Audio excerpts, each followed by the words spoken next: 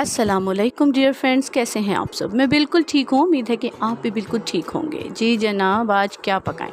आज हम बनाने जा रहे हैं बहुत ही मज़े के चिकन कोफ्ते, जी, जो झटपट तैयार हो जाते हैं।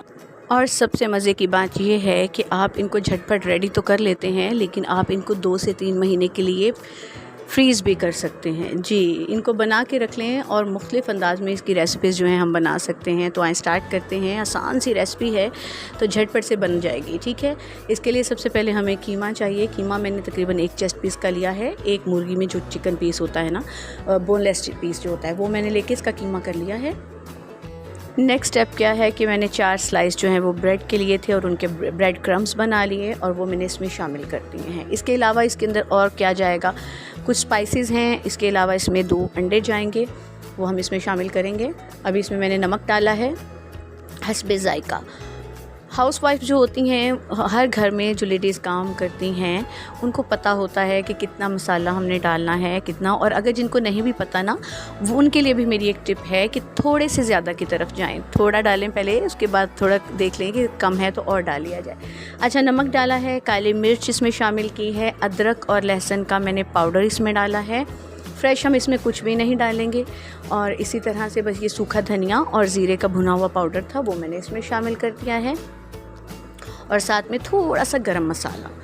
और ये जो मार्केट से हम केएनएस और डिफरेंट जो ब्रांड्स के हम लोग कोफ्ते ला के घर में बनाते हैं ना, ये उससे कहीं दर्जे बेहतर हैं। धड़ा मिर्च है, वो मैंने तकरीबन 1 टीस्पून वो भी इसमें शामिल कर दी है।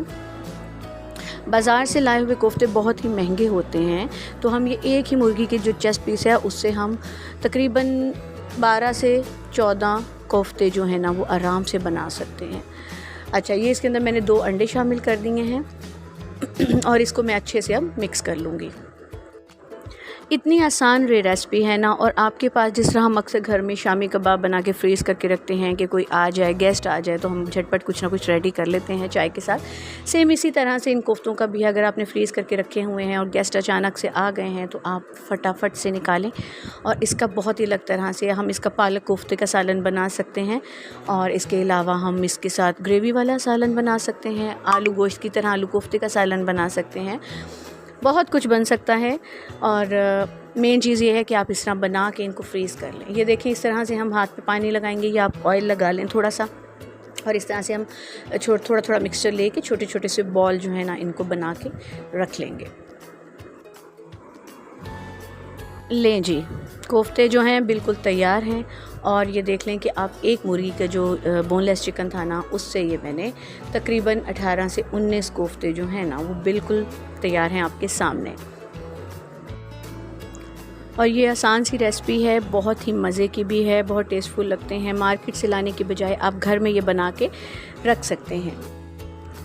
और आज की रेसिपी अगर आपको पसंद आई हो तो प्लीज़ चैनल को लाइक कर दें, सब्सक्राइब कर दें और बेल आइकन को ज़रूर प्रेस करें ताकि मेरी आने वाली सब वीडियोस का नोटिफिकेशन जो है वो आपको सबसे पहले मिल सके।